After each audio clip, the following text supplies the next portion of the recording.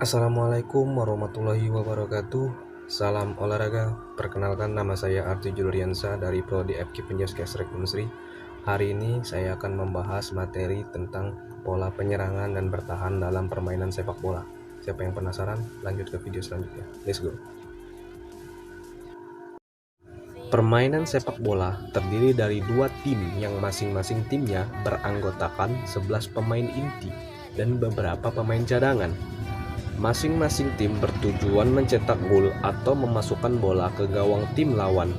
Hal ini tentu saja membutuhkan suatu formasi yang dibentuk sedemikian rupa sehingga setiap pemain dapat menjalankan tugas sesuai posisinya secara optimal. Karena selain skill para pemain, kerjasama tim, dan strategi yang tepat, pemilihan formasi sepak bola yang tepat juga sangat dibutuhkan oleh masing-masing tim agar dapat memenangkan sebuah pertandingan. Nah, mengenai formasi dalam bermain sepak bola, ini akan kita kupas lengkap beserta dengan video dan gambarnya. Tapi sebelumnya kita mesti paham dulu bahwa pembentukan formasi sepak bola secara dasarnya sebuah tim terdiri dari empat posisi pemain. Berikut pembagian tugas yang harus dimiliki dari suatu formasi sepak bola. Yang pertama itu kiper, yaitu pemain tunggal di barisan pertama. Tugasnya adalah menjaga gawang agar tidak kebobolan. Yang kedua adalah back, yaitu pemain yang menjaga bagian belakang. Tugasnya sebagai benteng pertahanan. Yang ketiga adalah gelandang, yaitu pemain tengah.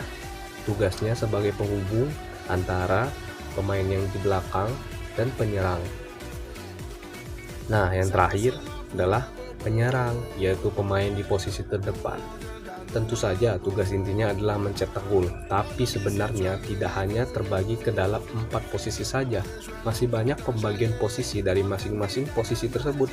Kalau kamu ingin tahu pembahasan dan penjelasan tugas secara mendetail, kamu bisa lanjut aja dengan menonton videonya. Oke?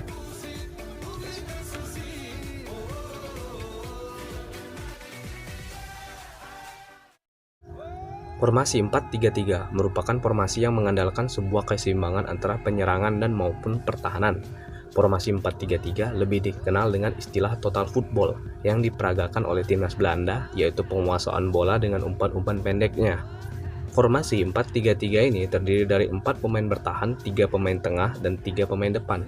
Penempatan pemain ini sesuai dengan komposisi atau formasi tersebut merupakan langkah awal untuk mengimplementasikan dengan menggunakan pola tersebut. Formasi 4-3-3 menggunakan 4 back dengan maksud bahwa untuk memperkuat pertahanan agar tidak bisa dibobol oleh lawan. Meskipun menggunakan 4 back, namun sejatinya formasi ini menggunakan 2 back tengah sebagai benteng pertahanan. Sedang 2 back lainnya merupakan back sayap atau dikenal dengan wing back yang berfungsi untuk membantu jika tim melakukan penyerangan, tentunya jika serangan lewat sayap diperlukan. Sementara itu, ada 3 pemain di depan back tengah tentunya memiliki fungsi dan tujuan masing-masing. Satu pemain tengah berfungsi sebagai pemain gelandang bertahan. Posisinya pas di depan 2 back tengah.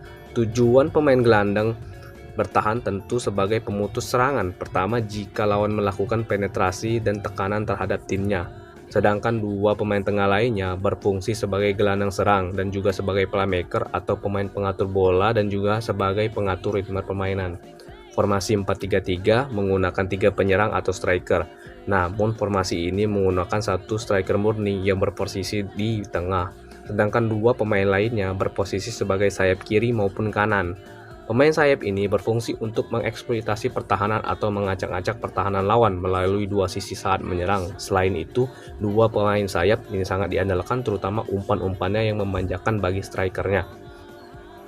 Formasi 4-3-3 fleksibel bagi pelatih karena formasi ini sangat menguntungkan bagi pelatih apabila jika pemain tersebut dapat dimainkan di berbagai posisi, sehingga hal ini akan mempermudah bagi pelatih untuk memainkan pemainnya dalam segala posisi yang dia kehendaki. Jadi itulah kurang lebihnya gambaran formasi 4-3-3. Formasi ini memiliki kelebihan dan kekurangan, namun demikian formasi ini banyak dipakai oleh pelatih, yaitu tadi yang telah saya sebutkan di atas, dan mungkin kekurangannya adalah dalam hal pertahanan yang agak lemah atau mudah dijebol karena kedua wingbacknya yang maju ke depan ketika melakukan penyerangan. Dan harus diingat bahwa pemain belakang hanya menyisakan 2 pemain back murni dan hanya dibantu 1 pemain gelandang bertahan sebagai pemutus serangan lawan. Namun perlu diantisipasi bahwa tanggung jawab wingback adalah membantu untuk bertahan.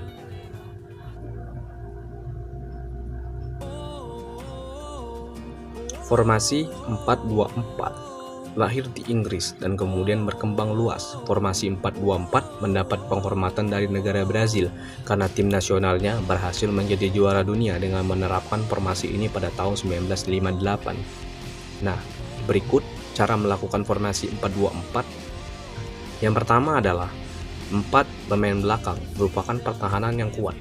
Kedua pemain belakang tengah atau center back bermain berdampingan satu sama lain secara diagonal. Salah satu center back ikut bergerak maju saat tim melakukan serangan. Kedua back kiri dan kanan mendapat bantuan penuh dari center back masing-masing agar dapat lebih memusatkan perhatian pada penyerangan sayap. Dalam sistem ini, masing-masing back dapat membantu penyerangan tergantung dari sisi mana penyerangan itu dilakukan. Yang kedua, pemain lapangan tengah atau gelandang merupakan pemain yang paling sibuk. Mereka harus menjelajah lapangan yang luas. Kedua pemain ini bertugas membantu serangan dan harus ikut bertahan bila timnya mendapat serangan. Keempat, pemain penyerang mempunyai tugas utama menyerang. Kedua pemain sayap ikut dalam usaha membangun serangan yang dimulai dari garis tengah lapangan.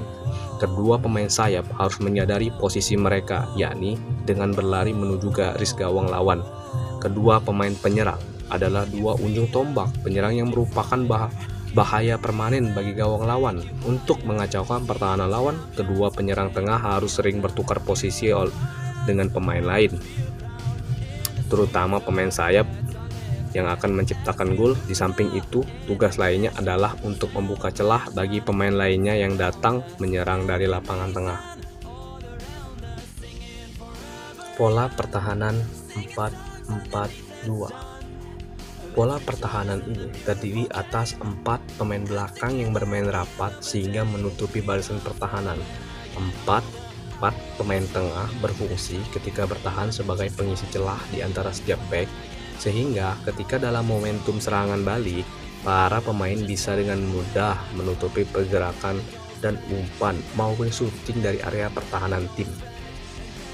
Dengan ini maka para pemain lawan akan kebingungan dan hanya memainkan bola di area mereka sehingga mencari celah untuk mengirimkan umpan. 2 pemain depan ini memiliki fungsi sebagai pemain yang menekan garis pertahanan lawan. Jika mereka berhasil merebut bola, maka tim yang harus segera mungkin merubah formasi dari bertahan ke menyerang untuk dapat kesempatan mencetak gol. Pemain belakang terdiri dari back kiri, back kanan, libero, dan stopper. 4 pemain penghubung terdiri atas sayap kanan, gelandang bertahan, gelandang serang, dan gelandang kiri. Adapun pemain depan terdiri dari 2 orang penyerang. Pola pertahanan 5-3-2. Kebanyakan tim sepak bola menggunakan 5 back untuk berfokus bertahan. Sebabnya mungkin telah unggul jumlah gol tandang atau waktu menunjukkan berakhirnya pertandingan. Jadi formasi dengan 5 back sangat efektif untuk bertahan. Nah, berikut posisi dari formasi 5-3-2 ini. Ya, yang pertama adalah 5 pemain berada di belakang, 2 pemain sebagai fullback dan 3 pemain sebagai center back. Bisa juga 2 pemain sebagai center back dan 1 pemain lainnya menjadi libero. 3 pemain berada di tengah, 1 pemain sebagai gelandang bertahan dan 2 pemain sebagai gelandang serang. Atau 2 pemain yang berada di depan sebagai target man dan second striker. Keunggulannya, sektor pertahanan akan terjaga dengan sangat baik karena adanya 5 back tadi. Libero akan menyeimbangkan pertahanan tim. Pemain di kanan dan kiri akan membantu penyerangan tim. Tetapi formasi ini juga memiliki kelemahan, yakni pemain tengah wajib disiplin dalam menyerang dan bertahan. Jika tidak, formasi akan gagal. Pemain kurang siap dalam menghalang pertahanan. dan juga sisi kanan dan kiri pertahanan rawan diserang oleh lawan ketika melakukan counter attack. Baiklah, kita lanjut. Pola penyerangan 3-2-5. Pola penyerangan ini terdiri dari 3 orang pemain belakang, 2 orang pemain tengah, dan 5 orang pemain depan. 3 orang pemain belakang terdiri atas bek kanan, libero, dan bek kiri. 2 pemain tengah terdiri atas gelandang kanan dan gelandang kiri. 5 orang penyerang di depan terdiri atas penyerang kanan luar dan dalam, penyerang kiri luar dan dalam, dan 1 penyerang tengah atau target man. Nah, di sini striker yang di tengah itu adalah target man. Formasi ini sangat identik dengan pengurungan dan tim lawan karena ada 5 pemain yang siap mencetak gol dengan bantuan kedua wingback yang maju hingga garis ujung gawang lawan. Nah, mereka bisa memberikan umpan silang maupun tendangan langsung tergantung dari setiap kondisi yang terjadi di lapangan.